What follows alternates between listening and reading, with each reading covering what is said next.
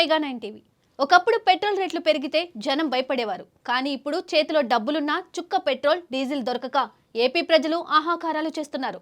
అప్రకటిత ఇంధన కొరతతో గోదావరి జిల్లాల ప్రజలు ఉక్కిరిబిక్కిరవుతున్నారు. ఎక్కడ చూసినా పెట్రోల్ బంకుల ముందు నో స్టాక్ బోర్డులే దర్శనమిస్తున్నాయి. బైకుల్లో పెట్రోల్ లేక సామాన్యులు ఆఫీసులకు వెళ్లలేకపోతున్నారు. మరోవైపు చేతికొచ్చిన పంటను అమ్ముకోలేక రైతులు పొలాల్లోనే కన్నీరు పెడుతున్నారు. అసలు ఏపీలో సడన్ గా ఇంత దారుణమైన పెట్రోల్, డీజిల్ కొరత ఎందుకు వచ్చింది?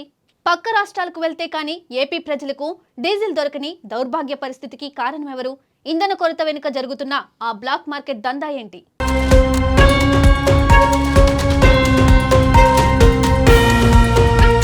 డీజిల్ కొరత వల్ల రాష్ట్రంలో అందరికంటే ఎక్కువగా నష్టపోతున్నది, మానసిక క్షోభ అనుభవిస్తున్నది కేవలం రైతులు మాత్రమే.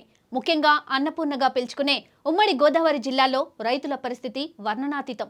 ప్రస్తుతం రబీ సీజన్, వరి కోతలు ముమ్మరంగా సాగుతున్నాయి. ఒక 10 ఎకరాల వరి కోయాలంటే కోత యంత్రం కనీసం 10 నుండి 15 గంటలు పనిచేయాలి. దీనికి రోజుకు 160 లీటర్ల డీజిల్ అవసరం.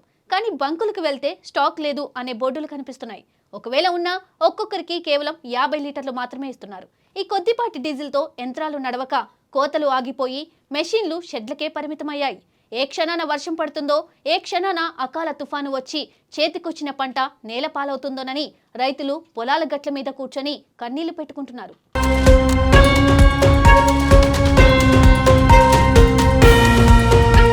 రైతుల పరిస్థితి ఇలా ఉంటే ఆక్వా రైతుల పరిస్థితి మరీ ఘోరంగా ఉంది. వేసవి కాలం కావడంతో గ్రామాల్లో విపరీతమైన కరెంటు కోతలు ఉంటున్నాయి. కరెంటు లేకపోతే చెరువులో రొయ్యలకు, చేపలకు ఆక్సిజన్ అందదు. అలాంటప్పుడు డీజిల్తో నడిచే జనరేటర్ల ద్వారా ఆక్సిజన్ ఏరియేటర్లను నడుపుతారు. కానీ ఇప్పుడు అటు కరెంటు లేక, ఇటు బంకుల్లో డీజిల్ లేక ఆక్వా మోటార్లు మూలన పడుతున్నాయి. ఆక్సిజన్ అందక లక్షలాది రూపాయల విలువైన చేపలు, రొయ్యలు చనిపోతుంటే ఆక్వా రైతులు తల పట్టుకుంటున్నారు. ఒక్క భీమవరం పరిసర ప్రాంతాల్లోనే దాదాపు 300 పెట్రోల్ బంకులు ఉంటే అందులో 80% బంకుల్లో డీజిల్ చుక్కలేదని తెలుస్తోంది.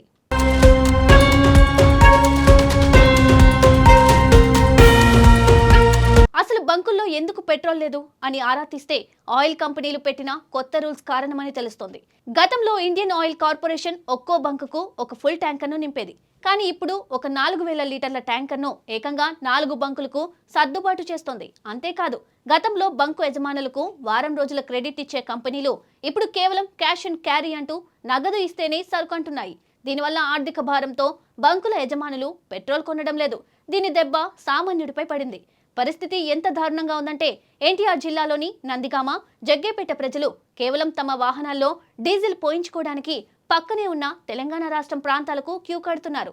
కర్నూలు లాంటి సిటీల్లో అయితే బంకుల ముందు వందలాది వాహనాలు పడిగాపులు కాస్తున్నాయి.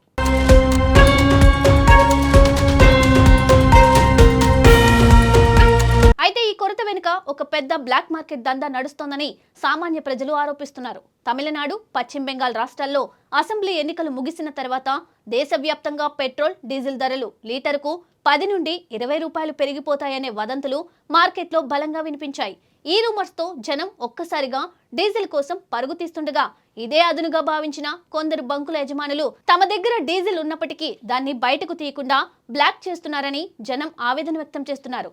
రేట్లు పెరిగాక అమ్ముకుంటే లాభాలు వస్తాయనే కక్కుర్తితో రైతుల ప్రాణాలతో చెలగాటమాడుతున్నారని మండిపడుతున్నారు.